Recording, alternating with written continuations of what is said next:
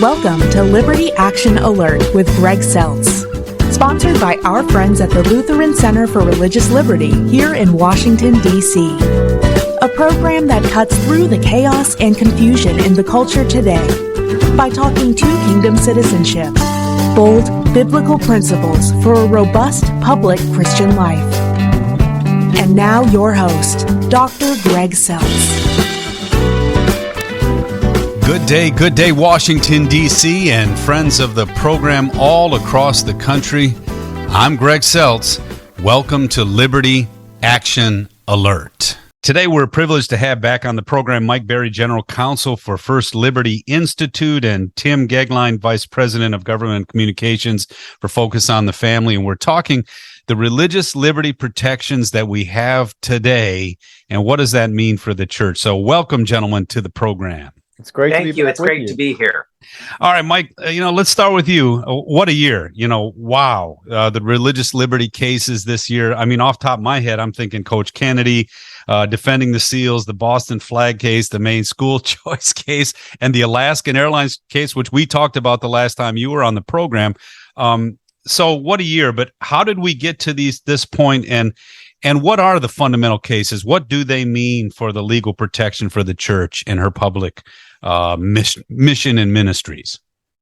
Well, I mean, I think the good news for all Americans is that religious liberty is on an incredible winning streak at the U.S. Supreme Court, at least. If you go back to maybe the past 25 years or so, past 20 to 25 years, I believe the record now for religious liberty at the Supreme Court is something like 25-1. So there's only sort of this one asterisk for one case that stands out as sort of a I guess we would call it an unfavorable outcome at the court. But other than that, it's been on an incredible win streak, and I think that means a lot for our Constitution and for people of faith in this country, people who care about our most fundamental rights as Americans.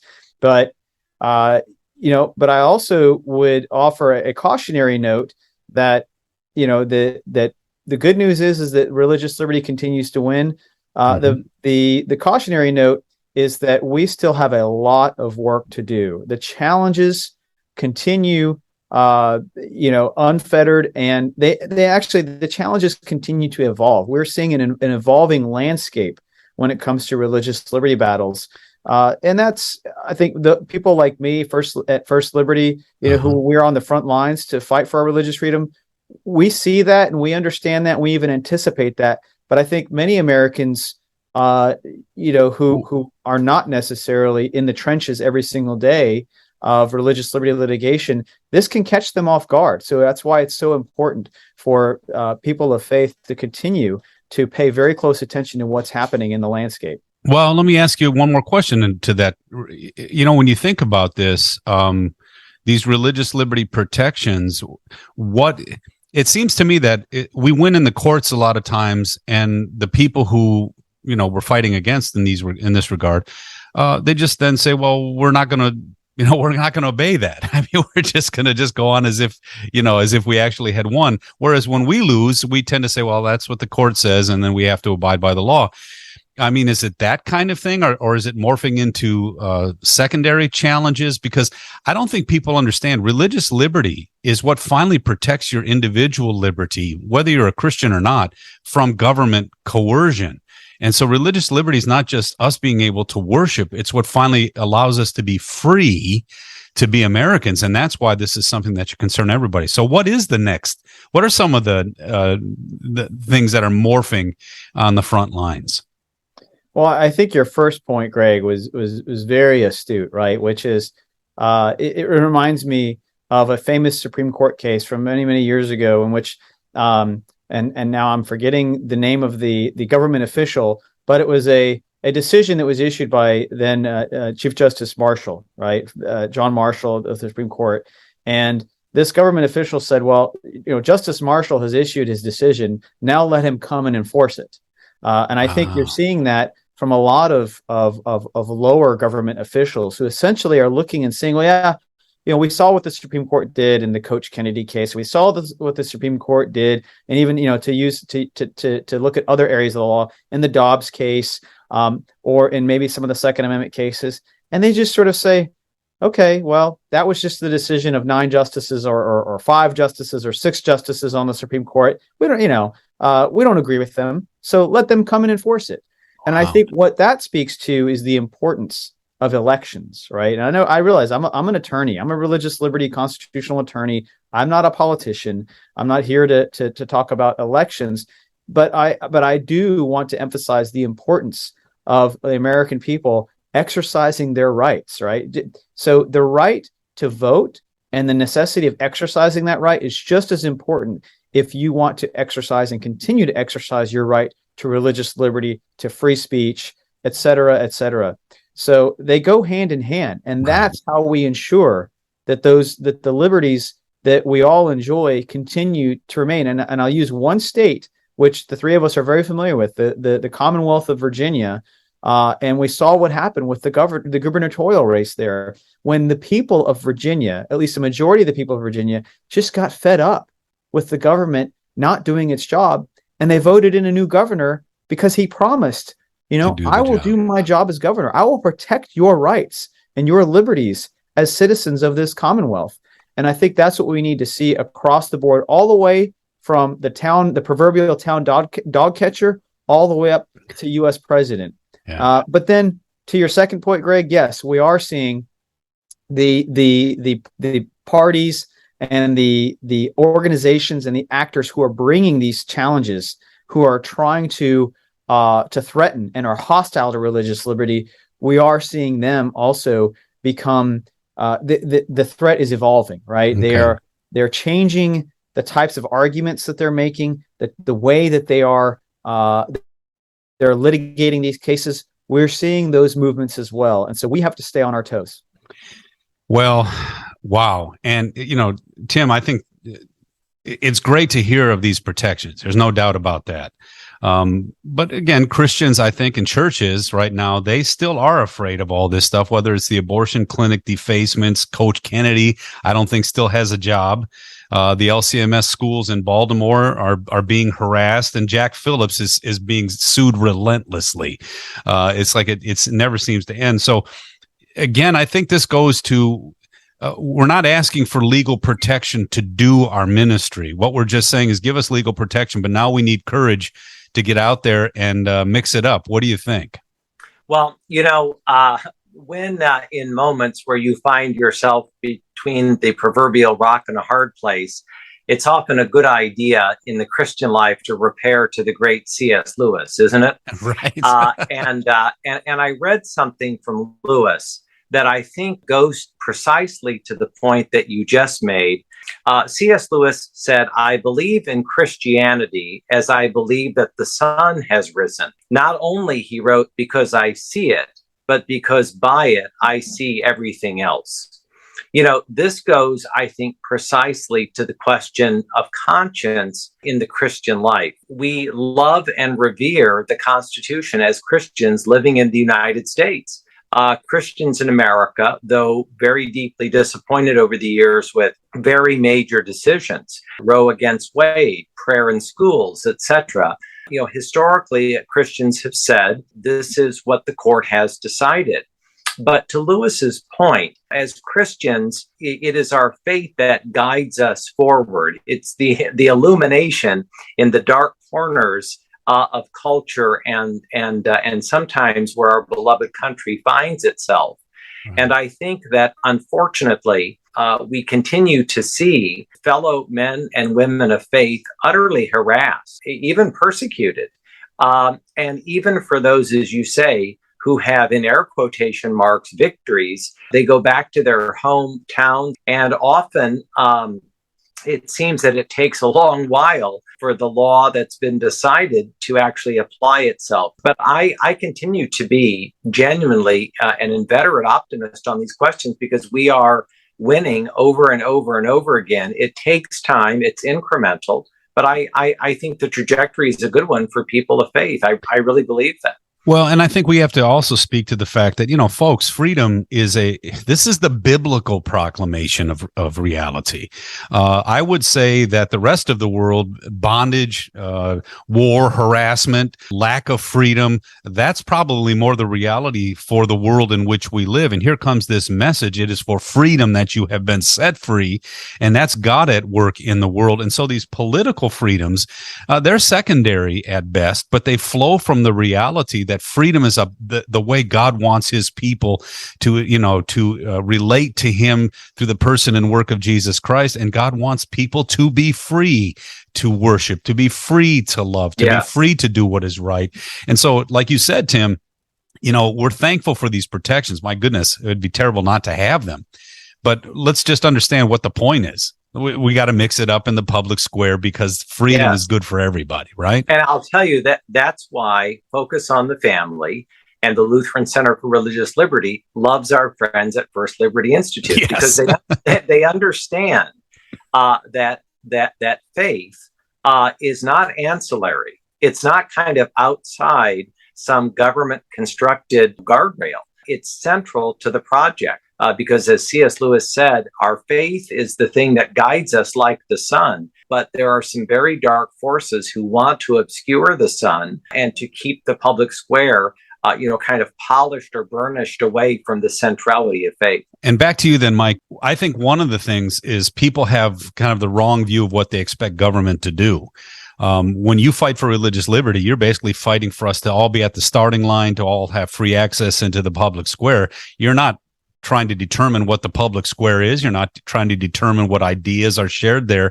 You're protecting our right to be there. And I think sometimes people look for you to do legally what they're supposed to do missionally, or what they're supposed to do as God's people in the public square. So now the question is, these are great times for religious liberty protection. How can we put these things to work?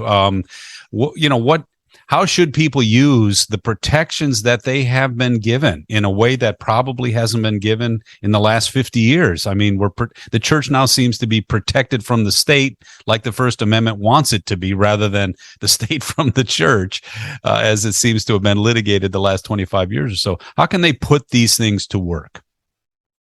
Well, I really like the way that you framed that, Greg. I mean, one of the things that I often say at First Liberty, especially to our clients or to prospective clients, is we do what we do at First Liberty so that they can do what they do, right? They being the people, right?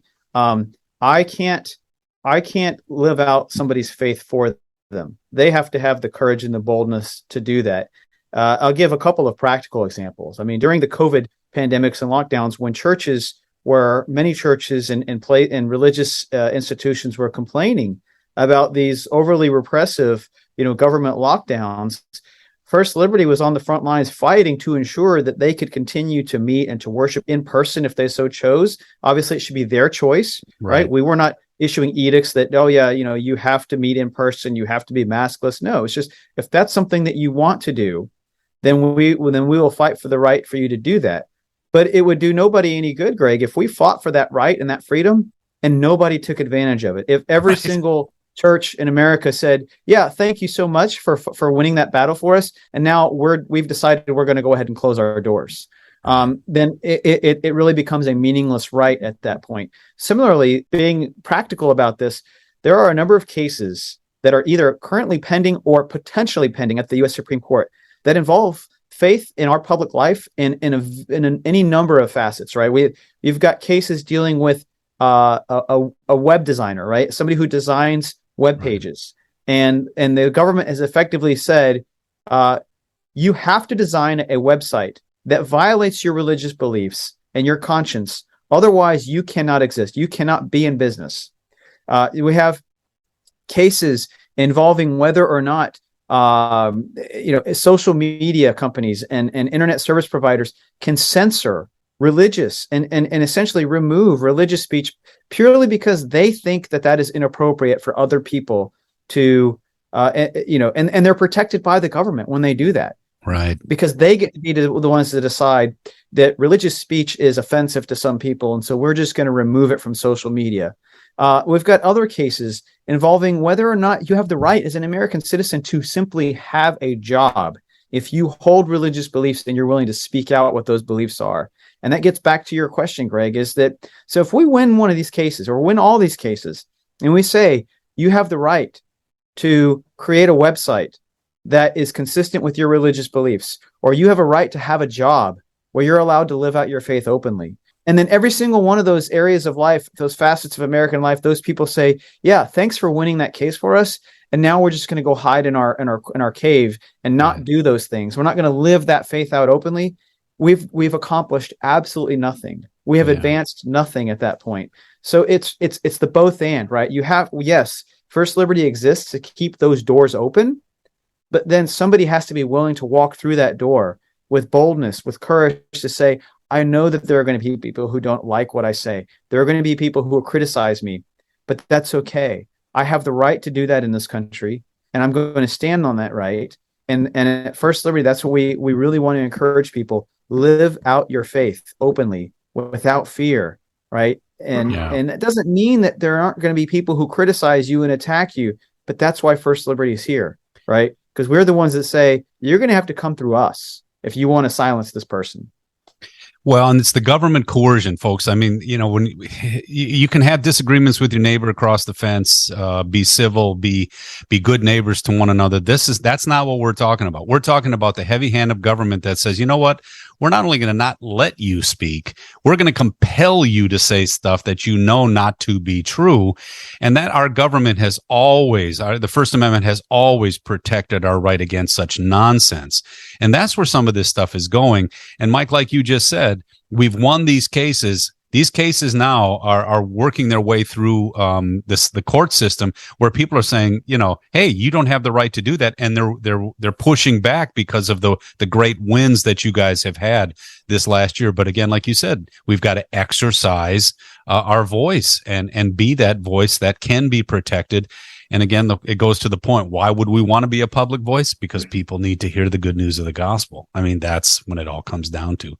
All right. Well, Tim, when we think about this, maybe it is the fact that people in the church don't realize that we've been fashioned for a time like this. I mean, I think sometimes people have this notion that it was more genteel in the past, and you didn't have to actually fight for the right to serve or fight for the right to share the whole counsel of God. In reality, we know that's not true. We just know that's not true. So we're supposed to be people who are peace amidst the chaos, or bold for the truth for the sake of the people with whom we disagree. Do you think the church is ready for this? I mean, is this maybe it's time to realize this is what we've always been prepared for? My friend Eric Metaxas has just written a very important book, which he says very, very clearly that the church needs to wake up. He says that the church, concurrent to its call, needs to be a church of the left-hand kingdom, and needs to, boldly proclaim the gospel as its principal mission, but not negating the role of the public arena. Right. And I was listening to your wonderful question and dialogue with Mike a moment ago, and the lack often of commodiousness within our government. And I was reading, I'm in the midst of reading a series of letters and speeches from our first president, George Washington. And I want to share with you that this is the father of our country.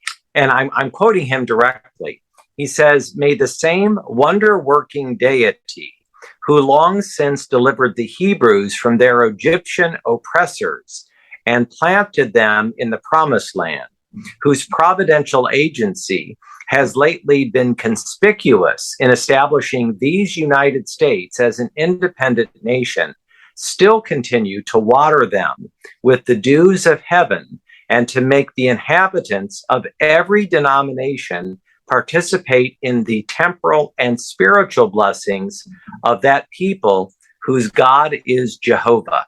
This man was unanimously elected twice to be our first president of the United States, would have won a third time if he had decided not to voluntarily stand down. As I said, the president of our Constitutional Convention. Clearly, this is a leader who I think reflective of the men and the women who founded our nation, Greg and Mike, intended that this be a nation friendly to faith. Yeah, and to exercise it as such, because Yes. limiting the government means you got to empower something. Well, they were empowering religiously motivated, self-governing Absolutely. citizens. Yes. All right, Thanksgiving this month. Biggest case, Mike. I mean, when you think back now on this year, you're thankful for, there's a couple cases you guys have been involved in that have been phenomenal. Tell us off the top of your head, what are the big ones that stand out to you? Well, the one that stands out first and foremost is the Coach Kennedy case. I mean, I've heard from numerous people now. I mean, dozens of people who have said that it really is one of the most important religious liberty cases of our generation, and perhaps even beyond. I mean, it's a case that if my kids or my grandkids decide to go to law school, they will be studying that case. Right. And so it I think we're going to see the Kennedy case really have a major impact across the nation. And then, of course, the other one that we shouldn't lose sight of is Dobbs, and what the Dobbs case means, and overturning the tragedy that Roe v. Wade was. Right. So those are the two, obviously, headliner cases, but there were actually a number of other cases that are going to have lasting impact. I mean, the other one that I think of immediately is the Carson versus Macon case, right. Another First Liberty case with our friends at Institute for Justice that stands for the right that the government cannot discriminate against faith-based Americans when it comes to where they send their kids and when the government subsidizes school choice. Those cases, and then we have the upcoming term, the 2023 term, that is already lining up to have some major blockbusters. I mean, on the issue of race-based college admissions, I mentioned the case involving the website designer. They're also of massive importance to religious liberty, particularly in the workplace. Right. And I think that's going to be the key too, because people, being afraid to be themselves when they're good employees, when they're not really proselytizing or preaching in the office or something like that, but they're just being themselves, and somehow they have to be afraid of that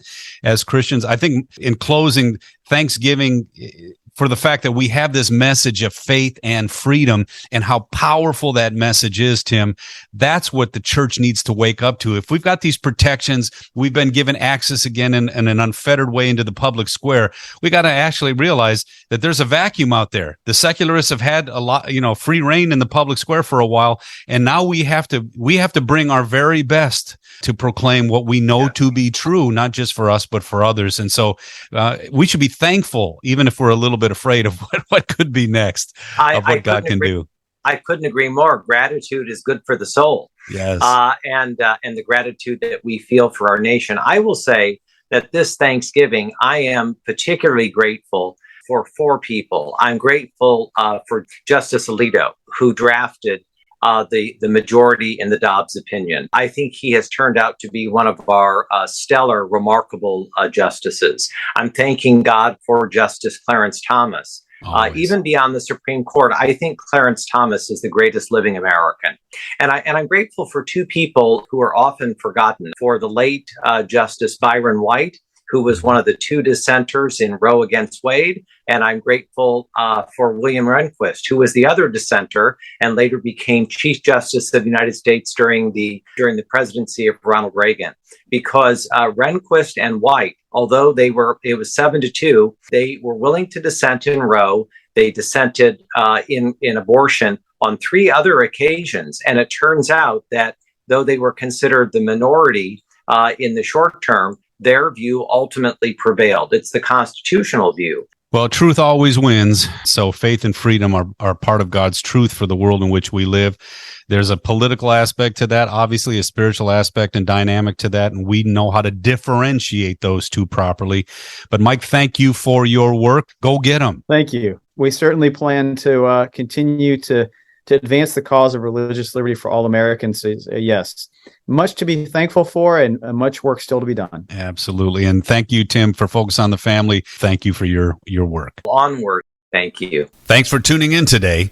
To get to know our LCRLDC work better, check out our website at lcrlfreedom.org.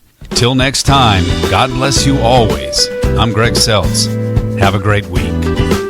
You've been listening to Liberty Action Alert with Greg Seltz, Executive Director of the Lutheran Center for Religious Liberty in Washington, D.C. This program has been brought to you by the Lutheran Center for Religious Liberty.